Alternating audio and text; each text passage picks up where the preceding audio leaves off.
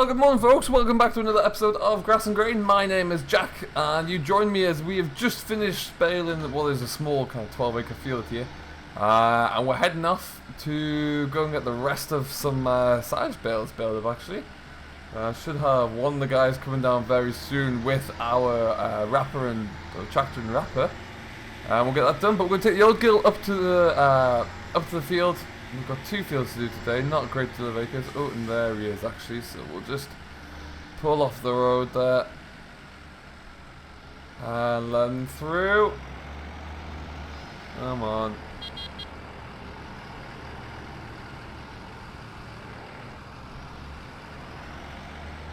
Perfect. So we can get back on this way there, and we're going to, like I say, we've got one more field to go and check in on. It's a little bit bigger than that one. It's probably about 18 acres we've got to bale up, and then we're good. We're out in John Deere again. She was made to work really hard in that field. That is a heck of a slope to pull a baler up. Yeah, the 4850 struggled, but we got it done. It's got some power in it, but it's just there are times even for this when just lugging, because the baler's got so much weight behind it. Lugging it up a big field was not easy, but hey, we got it done. Yeah, we're ticking off the jobs today. So we're baling up silage, first cut silage here. This is the last of the work for Gerry up at the main farm in Shamrock Valley here. So we'll get this all done. The pit silage has already been done and that's looked after. And now we're kind of getting into a lot of baled work right now, which is always good. But it does mean that we spend a little bit more time out here. We've got, once we get this done, there's actually a little bit of ploughing to do at some point as well. I'm not sure if we'll get it done today. Maybe we will. Might stick it onto the 69 and get that covered out. But otherwise, yeah, we're just going to come into the village here, and now we're actually going to swing a left. And away we go. Now this has already been raked up. We've put a little bit of time into raking this up. We made some incredibly wide swaths. We've been like kind of double rake it, double passing each side to make sure we have some nice big swaths. So as you can see here, it's all mowed up and raked up, looking lovely. And now we're just going to stop here. We need to get out and open this here door up. So it's, yeah, like I say, there's a lot of grass on here actually. There really is. It's incredibly impressive. Super thick cut of first cut silage here, so we'll get this baled up. We should see a very large number of bales coming in here. Fortunately this time we're not going up and down the hill, because that was what really dragged this baler to a stop. But yeah, we'll get this done. It shouldn't take us too long at all. Let's just have a look, see, we're good each way. Splendid.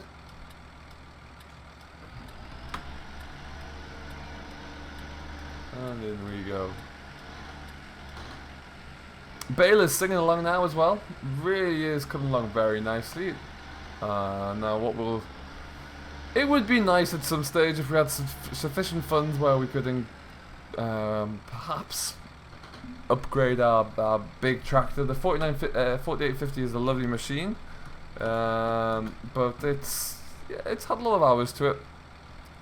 It would always be nice to be able to have an option for something bigger. The Fent is just a little bit too small to pull this. That's why it's on the wrap at the moment. It could pull it. The John Deere 69 just can't pull it at all. It just hasn't got enough to it. Needs a steady 180 horse to pull this thing, and this is 220, I believe, or 250. So that's why we keep hold of it. But unfortunately, like many things, the sheer cost of buying a new tractor of this size just keeps it out of our reach, really. We'll do what we can to keep it going, keep it serviced, keep it maintained as well as possible, but there comes a point when we just have to admit, particularly these days with the way in which machines become bigger, you need more power just to pull a baler these days, that we might get to the stage where maybe this is just not quite as big as we once thought it was. So but for all the jobs it does, it mainly pulls the baler and the forager, and then it does a bit of it pulls the drill as well in the winter, so it does its job for that still. As you can see, this is a fairly large crop of grass here. So we raked, we put 4 rows into one here, so it took some raking, but it just means that we've got a little bit less travelling with the baler. which always works out for the better in my mind. And we're just going to weave across this swath to make sure we get a nice, even, square bale.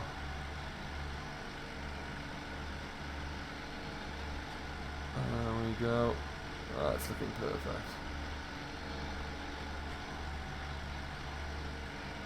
So yeah, it's been beautiful weather today. We've got a few more contracts of grass knocked down, so it'll be interesting to see how they come along.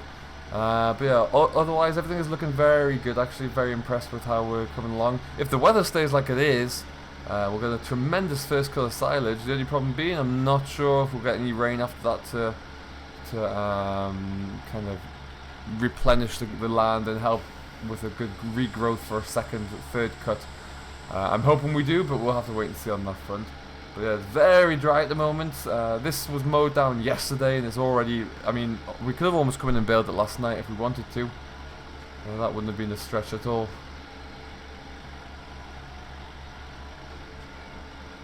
There we go.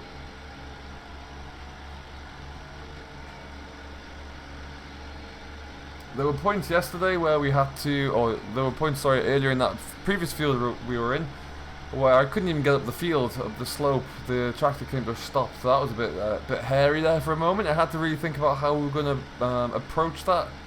So what we did in the end was knock off the PTO and pick up the hitch, and then just empty the baler out of any bales in the chamber, drive up the hill and take it coming down. So it took a bit of time, but we got it all done.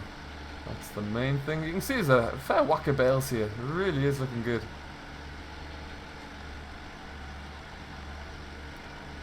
Excellent. So we're going to get this field all checked off. I don't know, I need to speak with Gerry, see what he wants us to do with the bales once they're wrapped. We could look at stacking them up if he wants them stacked up, but I haven't really heard from him on that regard. So it shouldn't take us too long to get through this field and get into the next one. And yeah, we should be looking good actually to get this all kind of tidied up, but we'll have to wait and see. I will have a chat with him. If he wants us to stack them in the corner of the field or something, we can do that. He may well want us to come and just help ship more back to the yard though, so we'll have to wait and see. But yeah, we're cracking on here, getting as much ground covered as possible.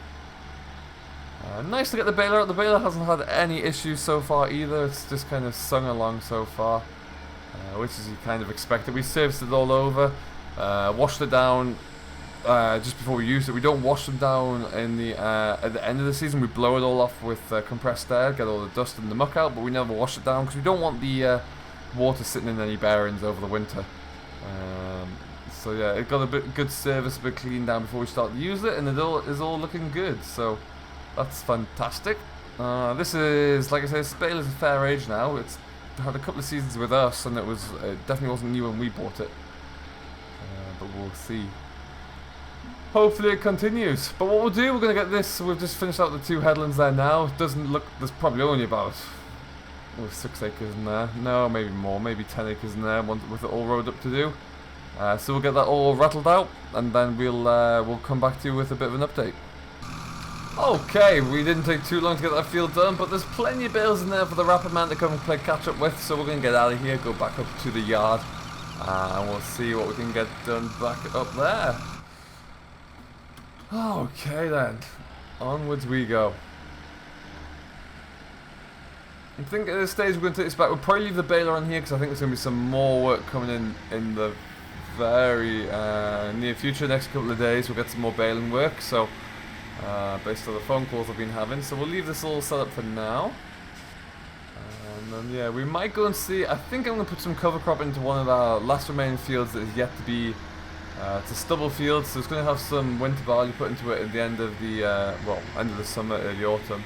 But it's just not quite there yet, so we need to. We'll put some cover crop in there just to see if we can kind of fixate some nitrogen, see how that looks. And yeah, then we'll take it from there. But yeah, we're just going to rumble down this hill nice and slowly. We don't go too quickly down here, that's for sure.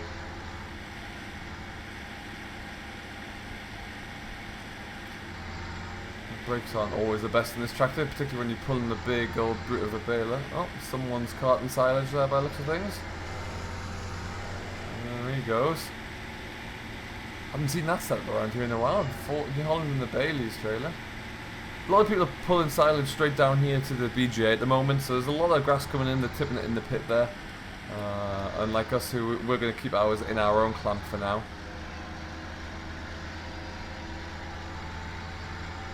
That's some ground coming back along, it looks like that's already had something taken off the top of it.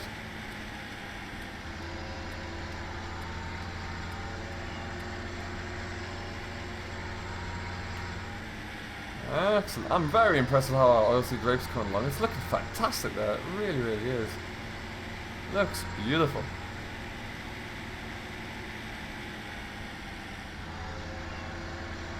So this field is the one that's been worked over a little bit. We are going to come in there and just put a little bit of work it over again, finish the field up there properly, and then get some.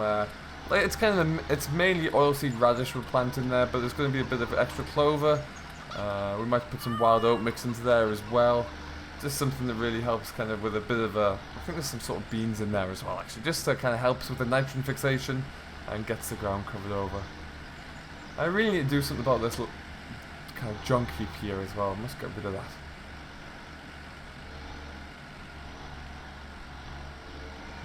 Okay, so what we'll do for now, we're just going to park this up here by the fuel tank. This girl's been working hard today, so at some point she's going to want to be refueled.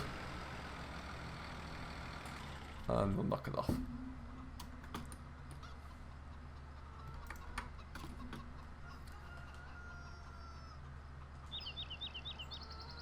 So whilst we're here, we're going to have a quick look at something I've been having. Had a contractor over to give me some quotes the other day, and we have the preliminary idea and plans in place for what we're going to do with the what was the old pig barn. We're going to do some changes to that. We're going to make that into a machine storage shed in this one in here, really. Starting with which we need to put a door on this side so we can actually get into it. You'll notice there is a secondary. There's two pillars here, so we might break through here or either in that one, like kind of there. Coming around the side, we're going to raise up this wall here, so the wall goes all the way up to the shuttering on the side there. Obviously taking out the trough here, we don't need that. Put a solid concrete wall in there, shut that all off to the elements. Same here, this is all going to be boarded up, we don't need this. And then inside here, all of the pens, all of the gate metalwork, that's going to be scrapped. We'll get rid of all of that. Knock out this wall in the middle. We don't need that one either. And the same thing goes for the side here. Now these pillars, what we might do, we probably are going to get rid of these pillars. Structurally, I had an engineer out as well. Structurally, with the pillar in the middle, the shed is fine. It does not need those. They are there more as like a divider, as a support pillar. So we can get rid of those, which will then mean that we have two sides to store machines on, which will be a lot better. So we'll look at trying to get rid of those ones, and then after that, yeah, we'll have a lot more space, a lot more freedom to park things in.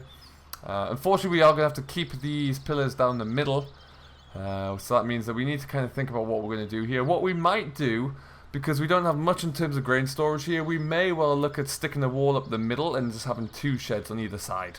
That might be what we look into. That way, if we do that, then we know we can always have extra storage space, really, which is what we could well do. We might just block this off at this end here, and then that'll give us a good option moving forward, so that we have a viable approach to being able to store something. So that's what we're kind of looking at the moment, at least. We're doing a little bit more work, a little bit more consultation on that to see if we need any more permission. We're going to need power in here as well, so I've got an electrical engineer coming out to see me very shortly to make sure everything's good. But at the moment, it's just not used. If you look around the yard, all the equipment that's stored outside, and the only thing I can store in here is the combine header, really, and the rake used to park in here. So I want to get as much of my equipment inside as possible, and the one shed I do have at the moment, well, as you saw it previously, is always pretty stacked full. Let's get over here.